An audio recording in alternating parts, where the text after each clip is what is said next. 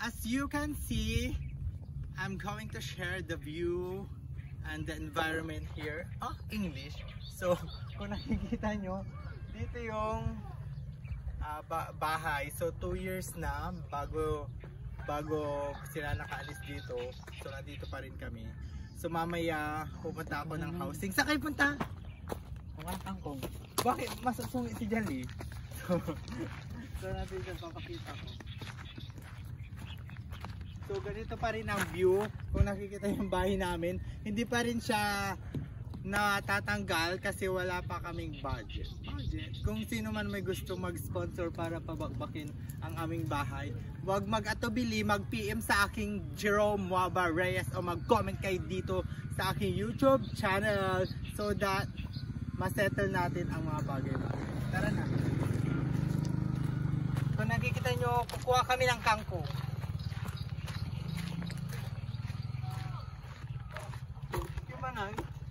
At meron tayong kamatsili, so nagkakatubuan na ng puno dito. Ang init dito. So hintayin muna natin si Tisay! Ha? Sige lang! Pigilan nyo lang! Ay, tara na. Tara na, samahan nyo kung tuklasin ang hiwaga dito sa Bonaldia.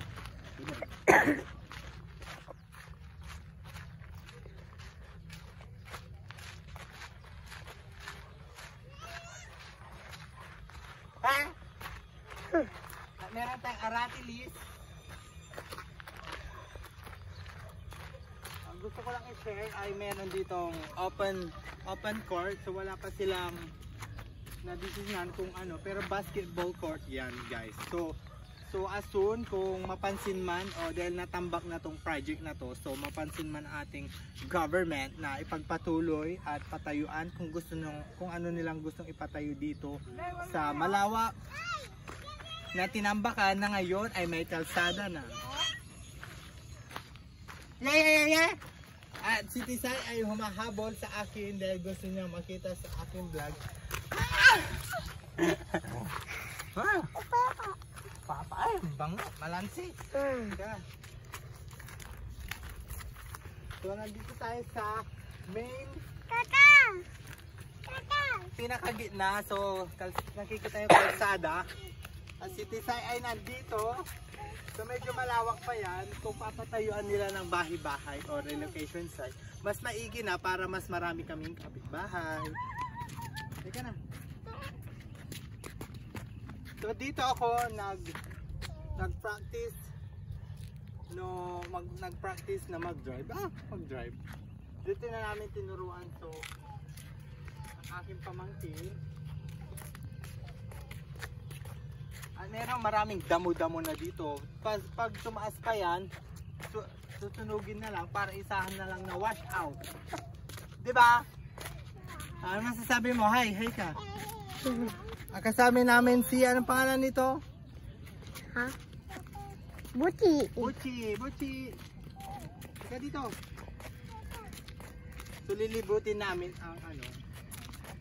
Para makita nyo ng buong buo guys. Dito rin nagpakita mga dito. Diyan ang lupain. Sa kabila din.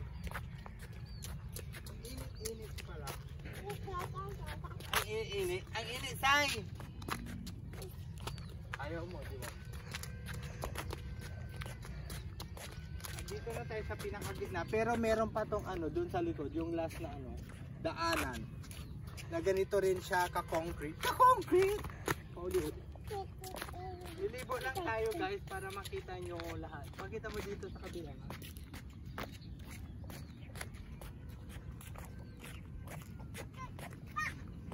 So alam nyo na kasi maraming aso doon. Pag gabi, nagtatahulan ng aso dito. May hiwagang nangyayari. Kung ano man ang hiwagang nangyayari, hindi ko alam. Kasi hindi naman ako pupunta ng gabi dito. Siguro may dumadaan na tao. Pasay. Halika dito!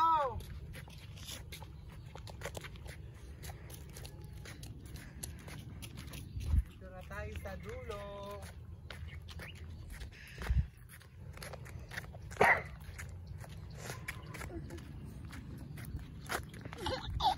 Si Mochi. Siya kay Monmon. Eh.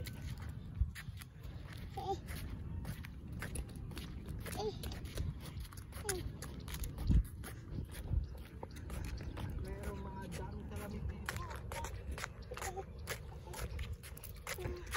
Babasag sila dito ng mga buti. Sino nagbabasag eh? Yung mga bata dito na pumupunta.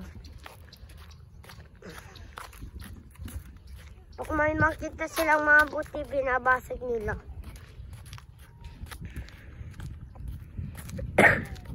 Andito na tayo sa isang dulo, fish pen sa likod namin. Kung ano ang tawag dyan, di ko alam. Basta nakatubo lang siya dyan. Halika na sa'yo, uwi na tayo. At then doon, hanggang doon na lang muna, tapos tatapusin natin. Papakita mo yung daan. Papakita mo yung daan. Yan. Maulog ka ah.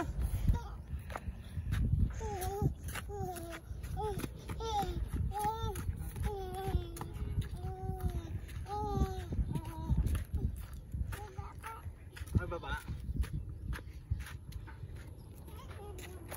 May mga kambing.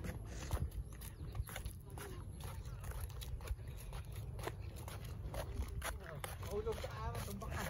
Ay!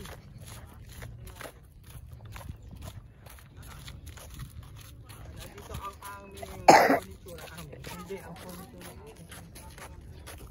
Hi! Hi ka!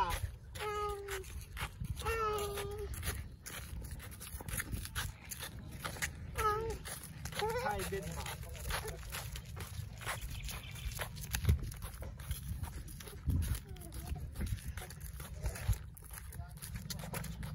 Ano yan? Ulam yan. Magpunta tayo sa ulam. Dito tayo magtatapos sa dulo. At dito ko na ang pinakita ko ang kung may panibago, di ko alam. Basta kunento ko lang kung ano yung nakikita ko dito. At kung nagusto mo, huwag mong kalimutan mag-like, mag-comment, mag-subscribe. Click na rin ang notification bell. Bye!